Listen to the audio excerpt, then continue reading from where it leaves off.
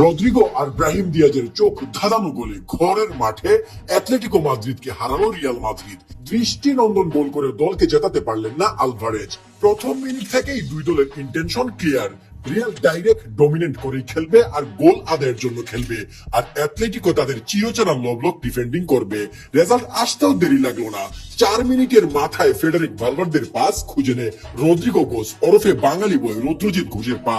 বাকিটা কি আর বলবো, যেন শিল্পীর তুলিতে গভীর যত্ন করে প্রেমিকার কপালে উড়ন্ত চুমুর মতো সুন্দর একটা গোল দিলেন রদ্রিগো। অ্যাটলেটিকো গোলকিপার অবলাক বাজ পাখির মতো ঝাঁপিয়ে পড়েও কোনো কিছুই করতে পারলেন না। ম্যাচের শুরুতেই নিজেদের মাঠে এগিয়ে গেল রিয়াল মাদ্রিদ। দুই উইংয়ে আজ দুই ধরনের ট্যাকটিক্স নিয়ে নেমেছিল কার্লো, যার ফল হলো এই গোল। তবে এরপরেও রিয়াল মাদ্রিদের খেলায় যেন সেই আগের সৌন্দর্যটা ছিল না। কামাভিঙ্গার যে কি হলো, আজ সে যেন রিয়ালের বিপক্ষেই খেলা শুরু করেছিল। সেন্টার থেকে কোনো আক্রমণ নেই, যা আক্রমণ আসছে সব উইং থেকেই। অন্যদিকে প্রথমার্ধে বলতে গেলে এটিএম এর প্ল্যান একটাই, বল নাও আর কাউন্টার মারো। তবে এরই মাঝে চমক দেখিয়ে দিয়েছিলেন একজন, তার নাম আলভারেজ দ্য স্পাইডারম্যান।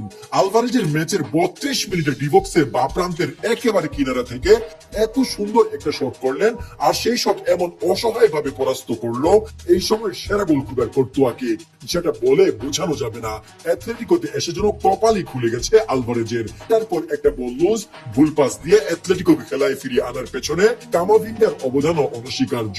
এক এক গোলের সমতায় প্রথমার্ধের খেলা শেষ হয়ে প্রথমার্ধে এক গোল দিয়ে সমতায় আসার পর সিমেওনের ট্যাকটিক্স বুঝতে আর কারো বাকি ছিল না। বেচারা এখন মাদ্রিদের সামনে বাসপাত করবে, করলো তাই।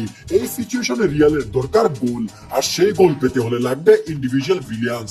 আর সেটাই যেন দেখাই দিল এই সিজনে মাদ্রিদের সব থেকে আন্ডাররেটেড পারফর্মার ব্রাহিম দিয়াজ।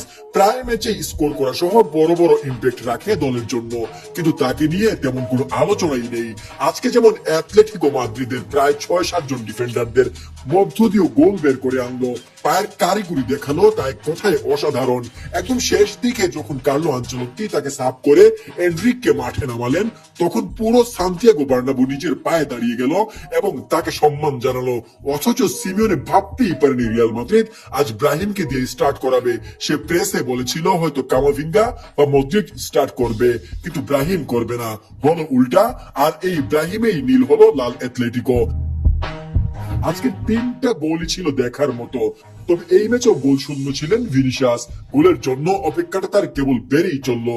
অবশ্য আরেকটা খেলোয়াড়ের কথা বলা লাগে, তার নাম ভালভার্দে। শতভাগ ফিট ছিল না, 82 মিনিটে খুঁড়িয়ে খুঁড়িয়ে মাঠ ছাড়ার আগে নিজের শেষ শক্তিটুকু দিয়ে চেষ্টা করেছে মাদ্রিদের জন্য লড়াই করার। এজন্য এক সেভিয়র, এজন্য এক আসল ক্যাপ্টেন। আগামী 12 তারিখ অ্যাটলেটিকো মাদ্রিদের ঘরের মাঠ মেট্রোপলিটনাতে সেকেন্ড লেগে মুখোমুখি হবে দুই দল। সেদিন এক দল বিদায় নিবে, আরেক দল হাসবে বিজয়ের হাসি। কে হবে সেই বিজয়ী দল?